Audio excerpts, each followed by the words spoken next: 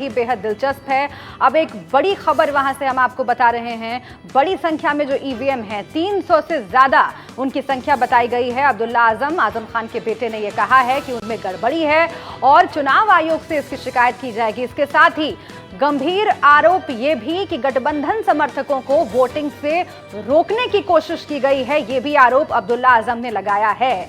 तो आपको मालूम है किस तरह की जुबानी जंग रामपुर में अब तक चलती रही। आजम खान साहब का जो बयान आया वो आपको मालूम है। जयाप्रदा का जो बयान रहा उस पर उनके खिलाफ भी मामला दर्ज हुआ, यानी कि दोनों ही तरफ से जो बयानबाजियां की जा रही हैं। उसके बाद अब्दुल्ला आजम का भी नाम सामने आया, उन्होंने भी बयानबाजी की और उसको लेकर के उनकी भी आलोचना हुई। तो कुल मिलाकर के रामपुर का जो चुनाव है वो बेहद दिलचस्प है और इस बीच ये बड़ी खबर। शावेज जुड़ गए हैं हमारे साथ, हमारे संवाददाता रामपुर से। हम उनसे ज्यादा जानकारी ले लेते हैं। शावेज, किस आधार पर ये आरोप लगाए गए हैं, ये दावा किया गया है? जी मैडम, आपको बता दें, ये पहले भी कई बार बात जो है वो अब्दुल्ला उठा चुके हैं इस बात को लेकर के।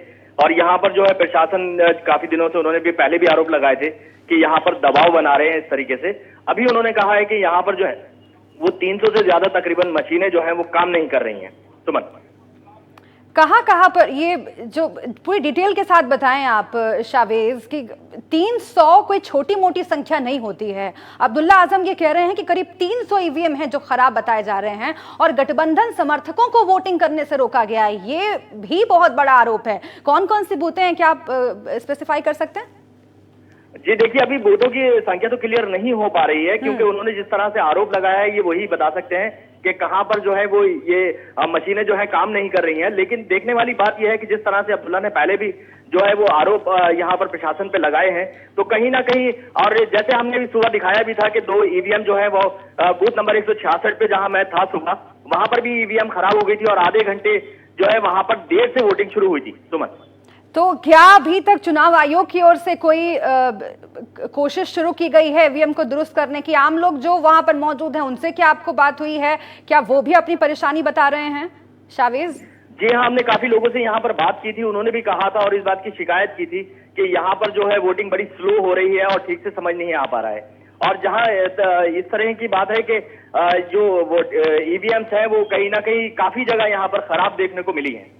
और अभी जो है हम यहाँ पर कई अधिकारियों से संपर्क करने की कोशिश कर रहे हैं, लगातार उनसे संपर्क बना रहे हैं, लेकिन कहीं ना कहीं दूरी बनी हुई है।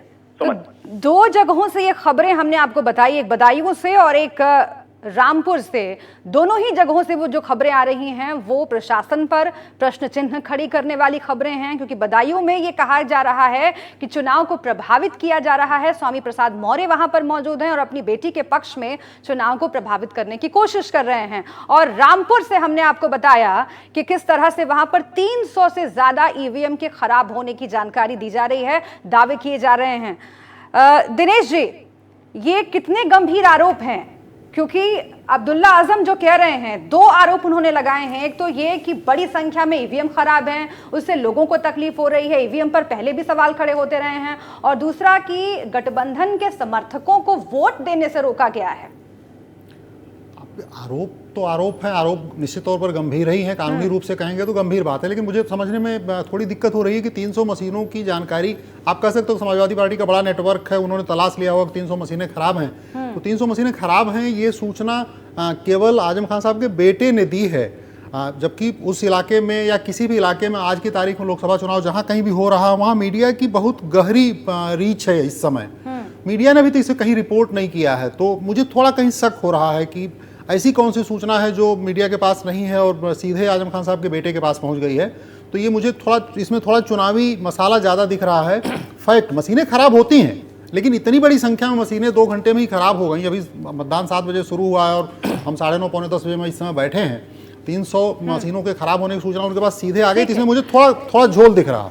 ये इसमें और भी इंफॉर्मेशन इकट्ठा करने की लगातार कोशिश की जा रही है, लेकिन अगर अब्दुल्ला आजम ये कह रहे हैं तो चुनाव आयोग की जिम्मेदारी जो है वो बढ़ जाती है, क्योंकि उनका ये कहना है कि जो कार्यकर्ताओं का एक नेटवर्क होता है जो जमीनी स्तर पर काम करते हैं, उनके हवाले से ये खबर आई है कि उनके हवाले से ये जानकारी मिली है कि इतनी बड़ी संख्या में जो ईवीएम्स हैं वो खराब हैं।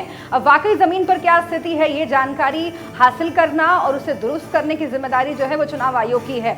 इन तमाम आरोपों के बाद विनोद सिंह जी, कितनी जिम्मेदारी प्रशासन की और इलेक्शन कमीशन की बढ़ जाती है?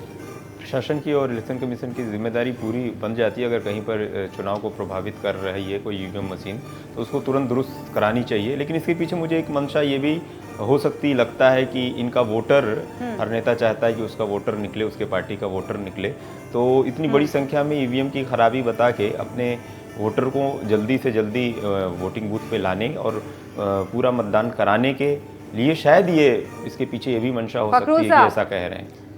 वोटों को मोबिलाइज करने की स्ट्रैटेजी हो सकती है। देखिए, अब्दुल्ला आजम ने अगर कोई बात कही है तो ये जो लोग ये अभी हमारे वरिष्ठ पत्रकार बैठे हैं, वो बोल रहे थे कि उनके पास कहाँ से ये खबर आई। कोई प्रत्याशी जब चुनाव लड़ता है तो पोलिंग एजेंट होते हैं, बूथ पे काम होते हैं, जो पार्टी के वर्कर्स होते हैं वो काम करते हैं और पूरा नेटवर्क होता है। एक प्रत्याशी जब चुनाव लड़ता है तो पूरे क्षेत्र में उनके लोग जहाँ जहाँ बूथ पे होते हैं उनकी जानकारी होती है, वही जानकारी देते हैं प्रत्याशी को। और निश्चित रूप से अब्दुल्ला आजम जी के पास जो कोई जानकारी आई होगी तो अपने जो पोलिंग एजेंट हैं उनके द्वारा आई हुई होगी और मीडिया को अंदर प्रवेश प्रतिबंधित होता है। कितना झूठ ये जांच का विषय है। लेकिन फिलहाल एक अपडेट हम आपको दे दें। वोट मीटर लगातार हम आपको स्क्रीन पर दिखा रहे हैं और रामपुर में अभी तक 10% मतदान हुआ है। ये मतदान जैसे जैसे दिन चढ़ेगा ये प्रतिशत बढ़ेगा, ये मतदान बढ़ेगा और बड़ी संख्या में वहां पर लोग पहुंच रहे हैं। लेकिन जो गंभीर आरोप लगे हैं ईवीएम की खराबी को लेकर के, उसकी भी जांच होनी चाहिए और आम लोगों को कोई परेशानी ना हो, इसका भी ध्यान चुनाव आयोग को रखना होगा। एक छोटे से ब्रेक के लिए हम यहां पर रुक रहे हैं। लगातार तमाम अपडेट्स आपको दे रहे हैं तीसरे चरण की वोटिंग को लेकर। आप देखते रहिए नेशनल वॉइस।